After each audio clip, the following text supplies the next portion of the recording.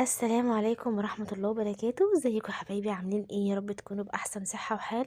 اللهم امين. النهاردة بقى يا بنات صاحية صراحة تعبانة ومش قادرة اعمل فطار ولا اكل وكده، فقلت اغير جو بقى النهاردة. وجوزي قال لي خلاص طالما انت مش قادرة تعملي اكل نخرج نفطر بره.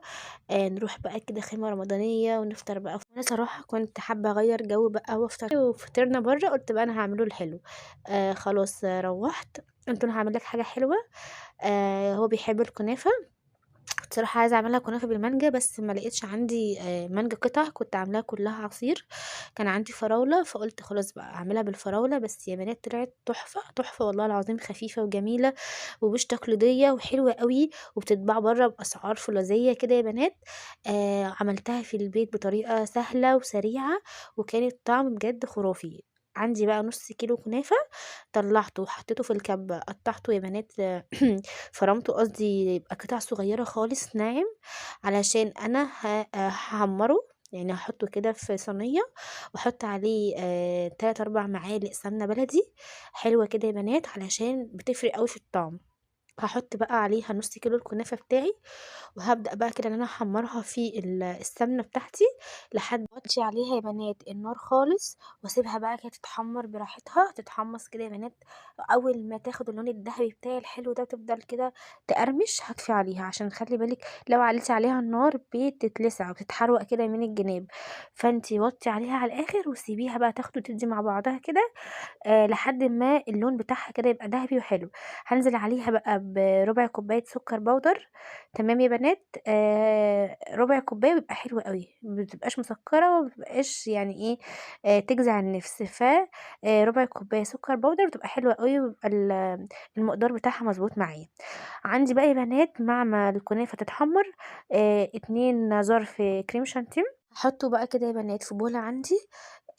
وانزل عليه بربع كوباية مية بتبقى مثلجة، يعني بتبقى ساقعة جدا، ولو فيها كمان قطع تلج بتبقى حلوة جدا يا بنات.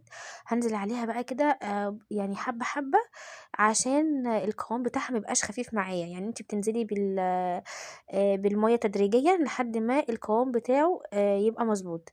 تمام. هنا قعدت اضرب فيه في الاول كده لسه في الاول، بس بقى بيحتاج يعني كمية ضرب كتير يا بنات، تمام، عشان الكمية عندي تتضاعف وتزيد. كان عندي بقى يا بنات كده عصير فراولة، ده اللي هعمل بيه صوص الفراولة. فبحب ان انا احطه برضو مع الكريم شانتيه، بيدي طعم تحفة، كأنك عاملة يا بنات. هنا بقى كنت عايزة اعمل الصوص بتاع الفراولة.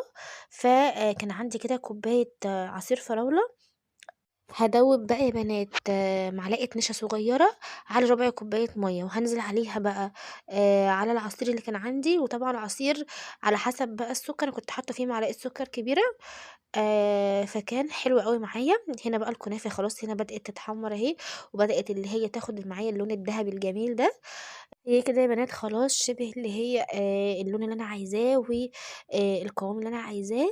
ف شلتها من على النار، سبتها تبرد خالص يا بنات. يعني انا بسيب الكنافه تبرد خالص علشان لما احط عليها طبقات الكريم شانتيه والصوص وكده يا بنات ايه، ما تعجنش، او مثلا اللي هي ايه تعرق كده معايا، فاهمين؟ فانا بسيب الحاجه تبرد خالص، حتى الصوص اللي انا عملته بسيبه يبرد خالص، الكريم شانتيه برضو بيبقى بارد.